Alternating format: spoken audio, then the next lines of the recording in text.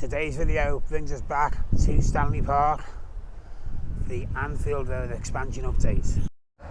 There it is.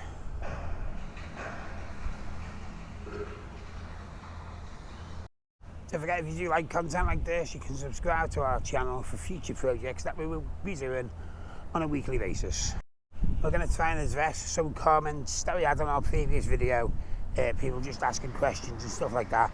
So I'm going to try and find them out either today or when we do our walk round on Friday. One more thing, just let me know in the comments whether you preferred me doing the walk round when I was talking and, you know, pointing out things around the site, or did you prefer me shutting up and putting music on our walk round and just enjoying the views? Let me know in the comments down below.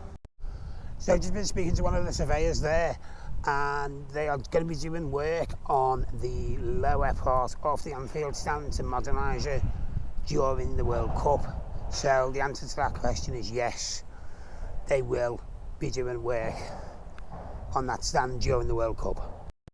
And the other one as well, the other question we had was about the Anfield Road, the actual road on Anfield Road.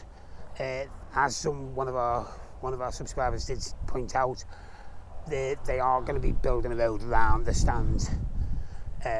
So yeah, there will still be a road to get through, which will not be open on match days, of course. It's lovely today for a change in October. Right, so we're just going to take one final look at this from the ground before we get up in the air and try and see what's going on.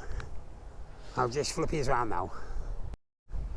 So since we've been here about an hour now, and these cranes have been hard at work lifting things up into place. I'm led to believe that this corner stand is meant to be being fitted today.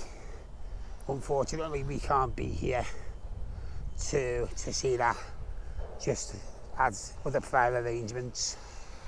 But we've got down just to update you on that as well. Don't forget to like, subscribe and share our new video if you do like it. And we will see you Friday. Take care.